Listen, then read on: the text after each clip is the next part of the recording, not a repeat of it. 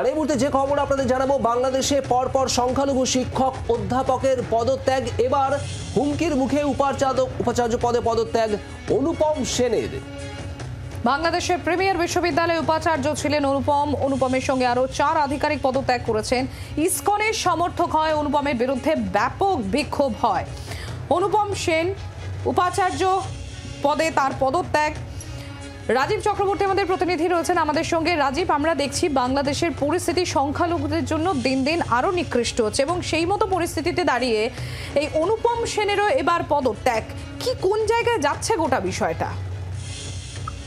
দেখো, বাংলাদেশের গতিপথ মোটেই ভালো নয়। তার কারণ তারা যেদিকে নিয়ে যাচ্ছে তাদের দেশকে, তা সংখ্যালঘুদের জন্য তো বটেই, সাধারণ মানুষের জন্যও কিন্তু ভালো নয়। তার কারণ আমরা গত দুদিন ধরে দেখাচ্ছিলাম যে যেভাবে জঙ্গিদের মুক্তি দেওয়া হয়েছে, যেভাবে একজন সাধুকে গ্রেপ্তার করা হয়েছে দেশদ্রোহের অভিযোগে, যেভাবে সাধারণ মানুষের বাড়িঘর ভাঙচুর করা হচ্ছে, লুট হচ্ছে, খুন করা হচ্ছে, এরপর যে পরিস্থিতি দাঁড়ালো সেখানে সরকারি পদে যারা চাকরি করেন সংখ্যালঘু সম্প্রদায়ের, তাদের উপরে আক্রমণ হচ্ছে এবং আক্রমণের ধারা এমনটাই, আতঙ্ক এতটাই ছড়িয়েছে যে আগে ভাগে ভয় পেয়ে অনেকেই ইস্তফা দিচ্ছেন তাদের চাকরি থেকে।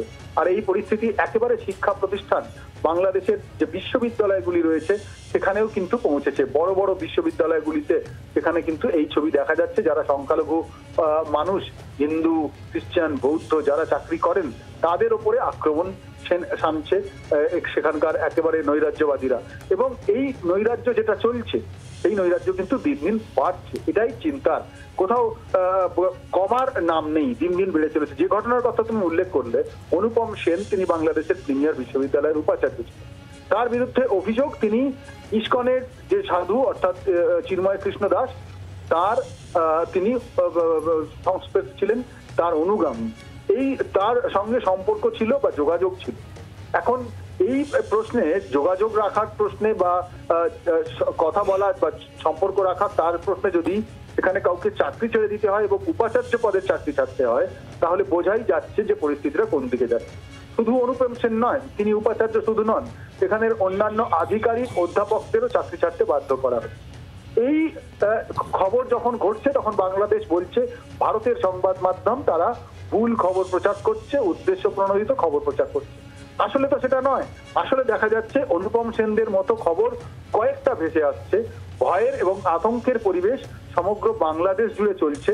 তাই যে খবর আমরা দেখাচ্ছি তা একেবারেই নগণ্য বলা যেতে পারে বাংলাদেশের সামগ্রিক অত্যাচারের ক্ষেত্রে, সংখ্যালঘু মানুষের অত্যাচারের ক্ষেত্রে। তার কারণ সম্প্রতি যে ঘটনা ঘটেছে, যে খবরে আমরা ছিলাম আজকে সকালে, একটি মন্দিরে ভাঙচুর চালানো হয়েছে, ভেঙে গুড়িয়ে দেওয়া হয়েছে। সেই মন্দিরের ভাঙচুরের ভিডিও করতে গিয়েছিলেন এক যুবক, তাকে কিন্তু সঙ্গে সঙ্গে গ্রেফতার করা হয়েছে। তাহলেই বোঝা যাচ্ছে যে বাংলাদেশ সামগ্রিকভাবে কোন দিকে চলেছে। আর এই অধ্যাপকদের ইস্তফা দেওয়া, তাদের চাকরি থেকে অব্যাহতি নেওয়া, এখানে কিন্তু একটা বিষয় স্পষ্ট হচ্ছে যে প্রাণ বাঁচাতেই এইসব পদক্ষেপ নিচ্ছেন, না হলে তাদের প্রাণও যেতে পারে। ধন্যবাদ রাজীব।